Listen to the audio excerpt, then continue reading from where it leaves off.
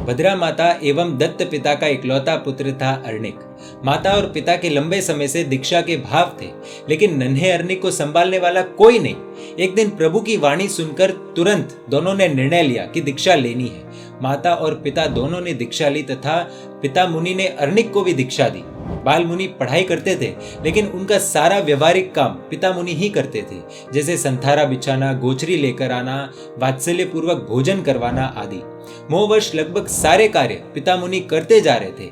अन्य साधु भगवंत ये पिता मुनि को समझाते हैं कि धीरे धीरे वक्त के साथ साथ बाल मुनि के कार्य उन्हें खुद करने दो, आत्मनिर्भर बनाओ। लेकिन पिता मुनि जब तक जीवित रहे तब तक अर्णिक मुनि को कोई भी व्यवहारिक कार्य नहीं करने दिया। कालानुसार पिता मुनि का देवलोगमन हुआ। अब गोचरी यानी भिक्षा के लिए अर्णिक मुनि ने अन्य मुनियों के साथ जाना शुरू किया और एक दिन गोचरी के लिए दोपहर में अन्य मुनियों के साथ निकले। कड़ी धूप और बहुत गर्मी थी। नंगे पांव चल रहे अर्णिक मुनि के पैर जलने लगे, इसलिए विश्राम के लिए वे एक मकान के झरोके के नीचे छाया देखकर वहीं रुक गए। वह सामने के झरोके में खड़ी एक स्त्री ने अर्णिक मुनि को देखा। अर्णिक मुनि की सुहावनी काया को देखकर वह स्त्री मोहित हो गई। उसने अपनी दासी को बुलाया और कहा कि मुनि को ऊपर ले जाओ। अर्णिक मुनि ऊपर गए। काफी थके हुए थे, कड़ी धूप की वजह से तपे हुए थे।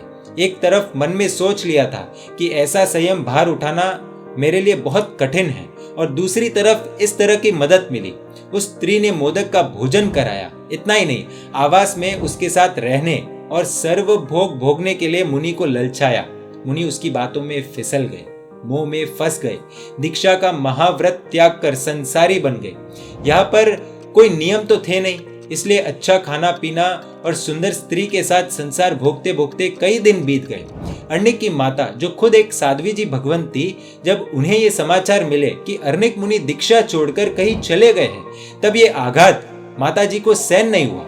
अर्णिक को ढूंढने के लिए वो जगह जगह भटकने लगी, पागलों की तरह ढूंढने लगी, रास्तों पर चिल्लाने लगी, ओ अर्णिक, तू कहाँ है?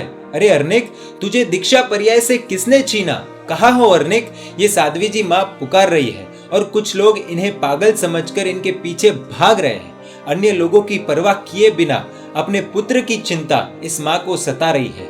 अर्णिक एक दिन यह तमाशा झरोके से देखता है। माँ की चीख, दर्द भरी पुकार सुनकर अर्णिक का मन पिघलता है।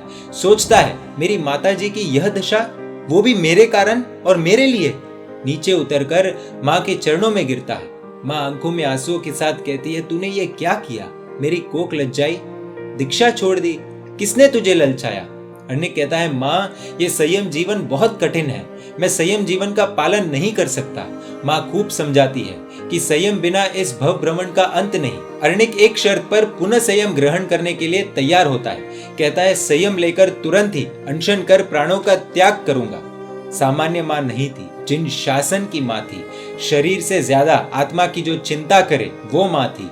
साध्वी जी माँ बोली, कुछ भी हो, तू प्राण त्याग करेगा वह मुझे स्वीकार है, लेकिन इस प्रकार संसार भोग कर भवोभव तेरी आत्मा नीच गति प्राप्त करे, यह मुझे सहन नहीं होगा। माता पुत्र की शर्त से सहमत हुई। अर्णिक पुनः दीक्षा ग्रहण करके दहकती हुई शिला पर सो गए। अनशन किया, अपना सारा शरीर गला दिया एवं कालक्रम से केवल ज्ञान प्राप्त करके मोक्ष पधारे। माता यह जानकर आनंद पाती है। एक जीव जो दुर्गति के राह पर था, उसे केवल ज्ञानी बनने के लिए बोध दिया। एक माँ और जिन शासन की माँ में यही फर्क है। दोस्तों, इस प्रसंग से आपको क्या सीख मिली? कमेंट द्वारा आप अपने भाव व्यक्त कर सकते हैं। इतिहास के ऐसे अनेक प्रसंग जैन मीडिया पर आने वाले हैं। देखने के लिए आपको Jain media YouTube channel subscribe कर बेल आइकन प्रेस करना होगा। आप हमें फेसबुक और इंस्टाग्राम पर भी फॉलो कर सकते हैं। परमात्मा के आज्ञा विरुद्ध कुछ भी कहा हो तो मिच्छामि दुक्कडम। जय जिन शासन, जय महावीर।